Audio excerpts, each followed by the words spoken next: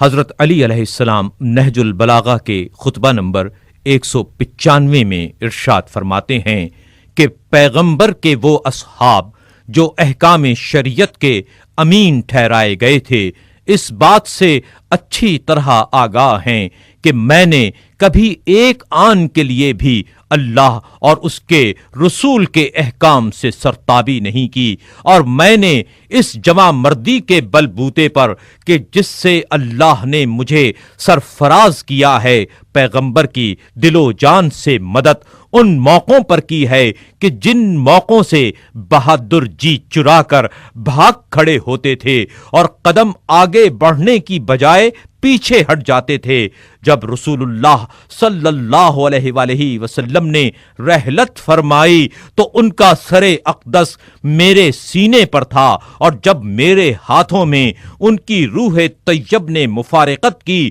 تو میں نے تبرکن اپنے ہاتھ اپنے منہ پر پھیر لیے اور میں نے آپ کے غسل کا فریضہ انجام دیا اس عالم میں کہ ملائکہ میرا ہاتھ بٹا رہے تھے، اور آپ کی رحلت سے گھر اور اس کے اطراف و جوانب نالہ و فریاد سے گونج رہے تھے۔ فرشتوں کا تانتا بدھا ہوا تھا، ایک گروہ اترتا تھا اور ایک گروہ چڑھتا تھا۔ وہ حضرت پر نماز پڑھتے تھے اور ان کی دھیمی آوازیں برابر میرے کانوں میں آ رہی تھیں، یہاں تک کہ ہم نے انہیں قبر میں چھپا دیا۔ تو اب ان کی زندگی میں اور موت کے بعد مجھ سے زیادہ کون ان کا حقدار ہو سکتا ہے؟